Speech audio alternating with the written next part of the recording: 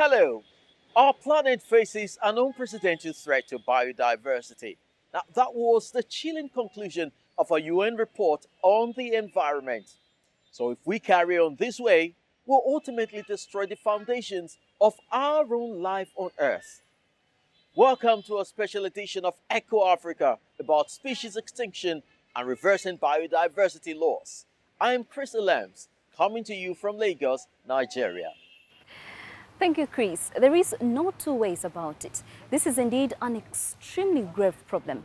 But as always, here on Eco Africa, we also want to show you that there's some great projects and ideas out there on how to stop the decline in species. I am Sandra Twinobdio here in Kampala, Uganda, and here's a quick look at some of the stories that we'll be looking at in today's special edition. We go to Kenya, where a species of antelope is on the brink of extinction, but a breeding program is trying to save them.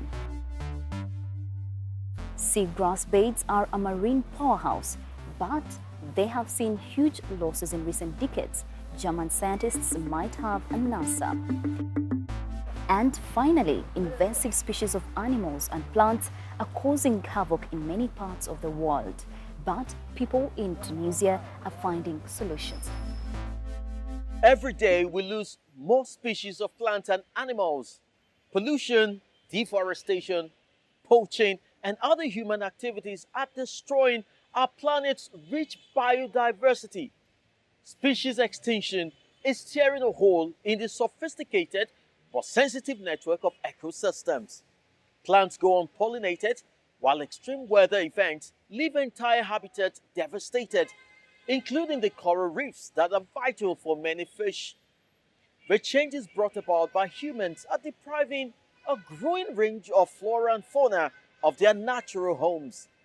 Here are a few facts and figures on this worrying development in our Eco Check.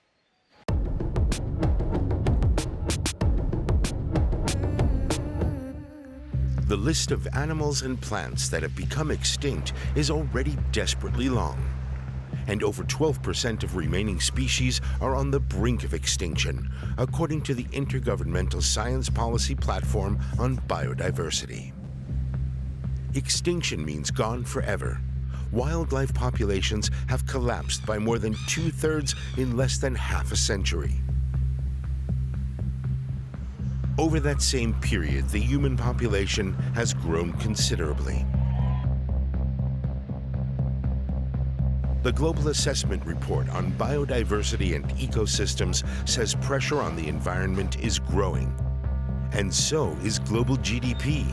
Consumers are buying more, and industry is consuming more natural resources, especially in developing nations.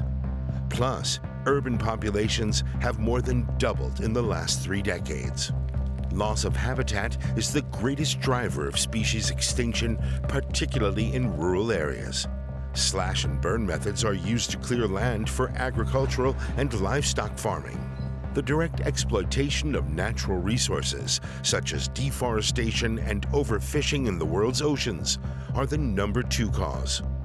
And the climate crisis is changing many ecosystems to such an extent that some species can no longer find food.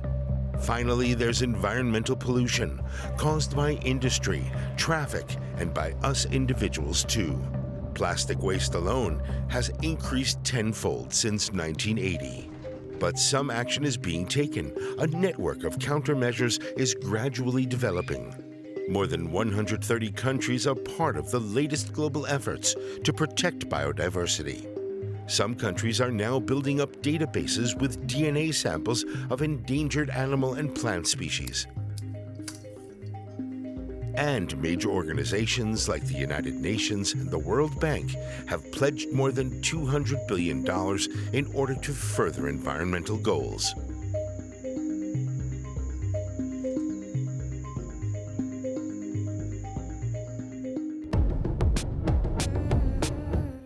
Now we are off to Kenya to see one of the rarest species of antelope in Africa, the mountain bongo. They are critically endangered with fewer than 100 still living in the wild. And to make things even worse, Chris, they are at the mercy of poachers predators, diseases, and ongoing habitat loss.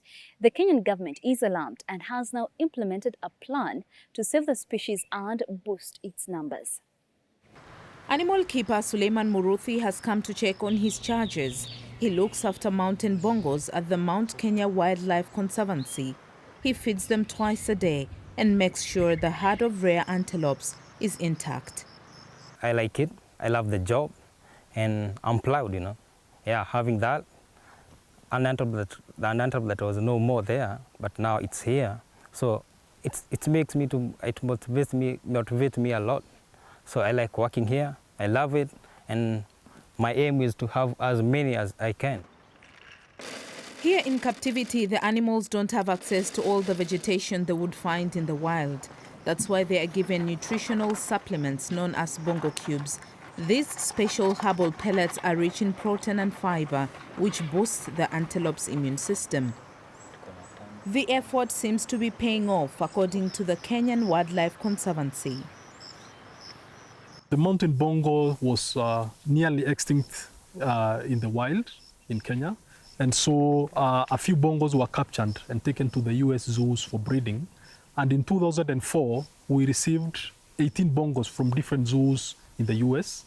And from those 18, we started the breeding program here. And currently we have a total of 77 bongos. Yeah, the youngest bongo was born on the 7th of July, and it is the 77th bongo.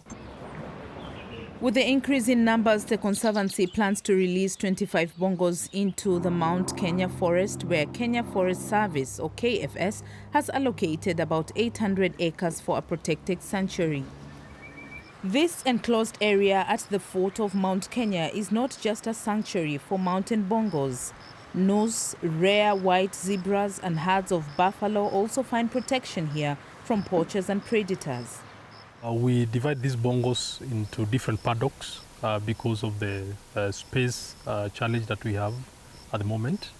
In the near future, when we put them in the sanctuary, this space problem will be sorted out completely. So what you can see here is one of the breeding herds. It's not just poaching that threatens the rare antelopes. They also have to contend with a variety of diseases and the loss of their natural habitat. Suleiman Muruthi, Eric Mwenda, and other animal keepers are looking forward to the coming weeks. Soon, 5 new mountain bongo calves will be born, increasing the species' chance of survival. The IUCN Red List is the most important and most comprehensive global inventory of plants, animals, and fungi threatened with extinction. The International Union for Conservation of Nature is responsible for maintaining the database. It contains more than 100,000 species in categories ranging from the least concern to the extinct. We set out to ask its conservation experts how badly Africa is affected by the disappearance of species and how important the Red List is for the protection of animals and plants. The balance of the earth, the life on earth depend of diversity. And when each species is lost, it's a step to break that balance.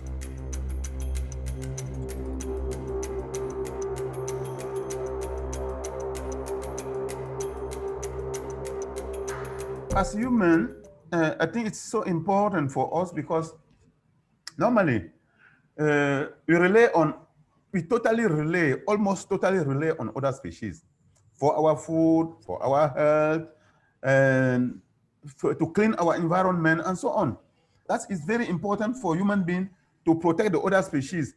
It's morally unacceptable that you destroy what you did not create yourself.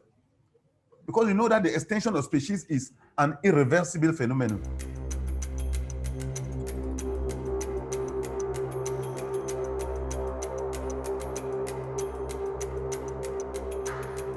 All the species are equal in the domain of conservation, but however, you know, some are more, we can say that some are more important.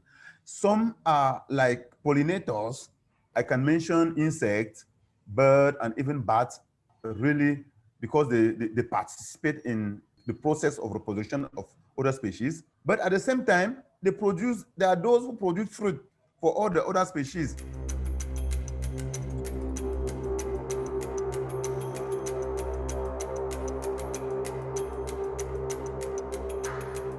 I think, in my opinion, the most important cause of extinction of species is the habitat loss. Yeah.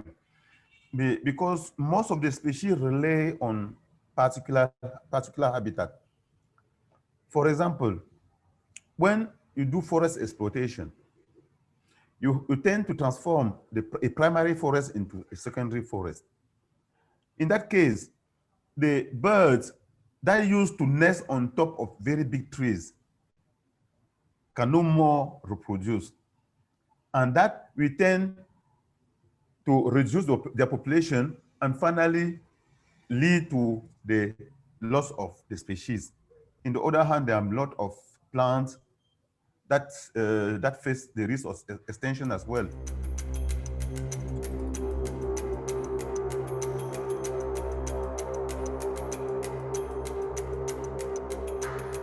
I think it's a providential tool for decision making, because it's just an open source of information, but while there's a lot of work done behind, and it helps to take it's a tool for decision making, for fast decision making, and it has a very huge impact. Thank you. It was great, and thank you too. As you heard at the start of the program, it's not just the animals that are dying out. In fact, plant species are even worse off. But after their importance for ecosystems still tends to be overlooked. Did you know, for instance, why seagrass is so vital to our seas and why we can preserve it? Here comes this week's Doing Your Bit with some answers.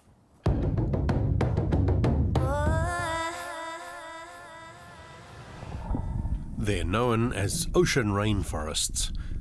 Large beds of seagrass provide a home and food for countless species. They also produce oxygen and sequester carbon dioxide for a long time. But scientists are warning that seagrass is under threat. Global warming is causing massive algal blooms that cut off the necessary light for seagrass to grow. And that's not the only problem. There's lots of seagrass in the tropics, but it's disappearing because dynamite is often used in fishing and because trenches are being cut to lay pipelines. That creates corridors through the beds, and the seagrass can't repopulate those areas. Artificial seagrass could help provide a solution. Universities and industry have been working together for 2 years on the Sea Art project. Just like its natural counterpart, artificial seagrass would help dampen wave energy and prevent seabed erosion, providing the right conditions for natural seagrass to grow back. And a recent study highlights another desperately needed service that seagrass provides. It appears to continuously filter plastic debris out of the ocean. And how about you? If you're also doing your bit, tell us about it. Visit our website or send us a tweet. #DoingYourBit. We share your stories. And staying in the water, fishes and marine species are suffering from an increase of invasive species that have no natural predators in their new environment. We now see how Tunisians are trying to get one such problem back under control. And we are seeing the same sort of things happening in many other places, Sandra. The wind, the weather, or ships and planes can transport flora and fauna into ecosystems where they don't belong, often triggering a fight for survival between species. The impact can be devastating. Fishermen out before dawn, plying their trade in the Gulf of Gabes. The bay on Tunisia's east coast is around 100 kilometers long. In recent times, the fishermen have had to stray even further from the coast to catch fish. I've been a fisherman for 38 years. A lot has changed in that time. 20 years ago, we used to catch loads of prawns, but in recent years, there have been repeated events that have reduced our catch. The latest problem was the blue crab. They wiped out everything.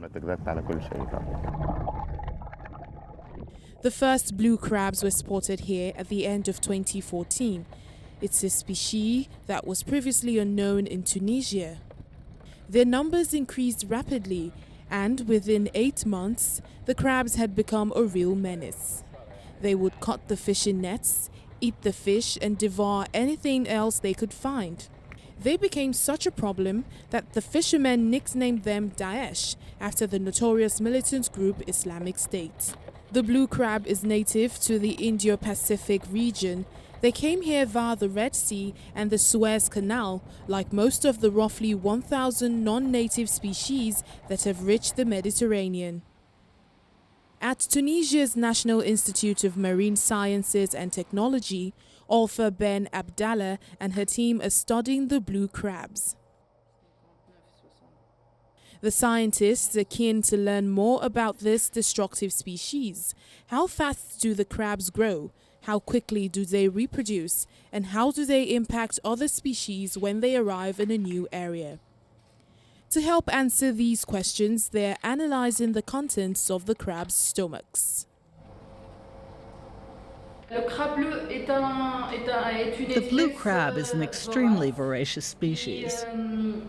The crabs are basically insatiable. They'll feed on all kinds of prey.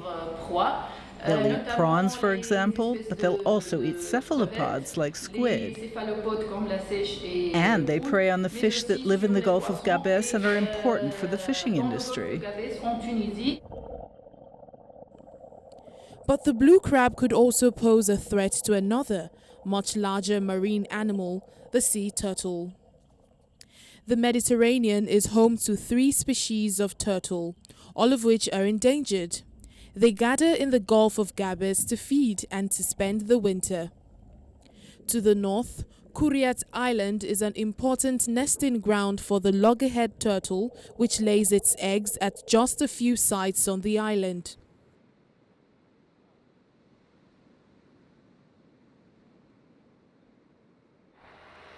Just a few kilometers away on the mainland, Hatem is currently being cared for. The adult female is more than 30 years old.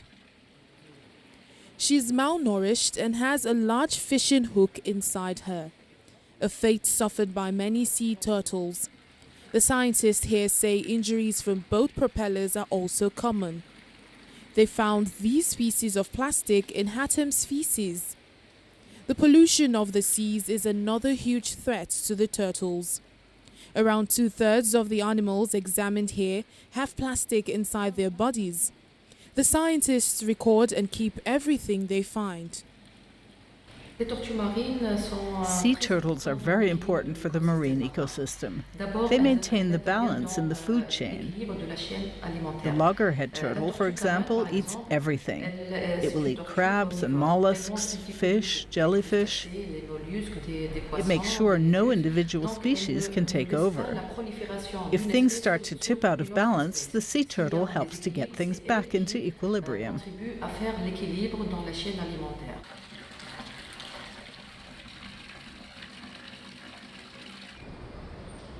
In the capital, Tunis, we visit another laboratory. This one focuses on developing aquatic bioproducts. The researchers here study marine organisms to identify natural substances that could be used in cosmetics and other applications. They found that the meat of the blue crab is rich in various proteins. By turning the crab meat into a powder, they've developed a protein-rich food supplement. So now, the blue crab has an appeal for the domestic market too. The blue crab all but destroyed the livelihoods of many fishermen.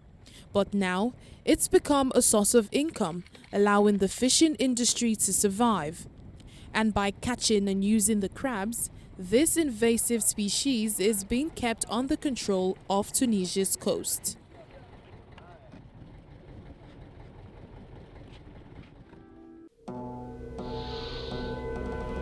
1,000 children. 2 continents.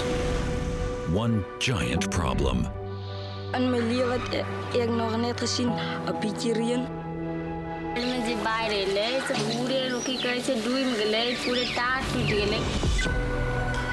How will climate change affect us and our children? Learn more at dw.com/water. Anyone who's ever been to South Africa will have noticed the thousands of kilometers of fencing that cut across the land, usually designed to keep livestock in place. Now, fences also have destructive consequences for the local environment. In addition to being a deadly trap for wildlife, they also prevent animals from roaming freely, which leads to overgrazing, land degradation, and biodiversity loss. Now, some herders are now reversing this trend, however, and they are spearheading an ecological revolution. When herders lead their livestock onto the Great Plains of the Karoo in central South Africa, the animals aren't allowed to linger. To protect the vegetation from overgrazing, they have to be kept on the move, so they can only eat the tips of the plants. Head shepherd Dixon Incube has years of experience and has seen how the landscape has changed since he's been grazing his animals here. At first, the land had some more bare patches and the grass growth was not that much, but now since we have started this process of heading, we find that no, there is a bit now change, even on grazing areas, the grass is more growth are shooting up. The herders are part of the Shepherding Back Biodiversity project. It supports commercial livestock keeping while boosting land restoration on this 24,000-hectare farm. The Karoo was once much greener and home to millions of antelope and buffalo. Their hoofs loosened the topsoil, and their droppings fertilized it. In a bid to recreate the great migrations of the past, the project employs shepherds to lead livestock over the plains. Bo Smarts is the project leader. He is confident that herders can help revive the whole region. Because we fundamentally believe that this method of farming gives space for wildlife to coexist with production agriculture. So that's really the simple vision, is to find a mechanism by which we can foster biodiversity on production farms. The thousands of kilometers of fences needed for intensive livestock agriculture are one of the main reasons why wildlife has disappeared. Fences prevent the animals from roaming free as they search for grazing land and water. They often end up tangled in barbed wire. In order to study the effects of the fenceless farming method on the environment, ecologists are monitoring the project. Over the past 2 years, head researcher Janine McManus and a group of students have recorded the number of plant species in selected study sites. In addition, the group evaluates the Earth Vegetation Index. The index is determined by the amount of green seen on the ground by satellites and allows researchers to compare plant growth in different regions over time. And you can already start picking up changes in trends within where the herd has been grazing, especially over a longer resting period in parts of the farm. And the green index shows up quite pronounced. And we compared it to traditional farms where it isn't quite as pronounced. And there seems to be quite a significant color. And it's just looking at the pixels alone, you know, and taking the green out of pixelization. But from that alone, you can already start seeing a difference. There are many positive signs. Areas that have been grazed by the herds are seeing thicker plant growth.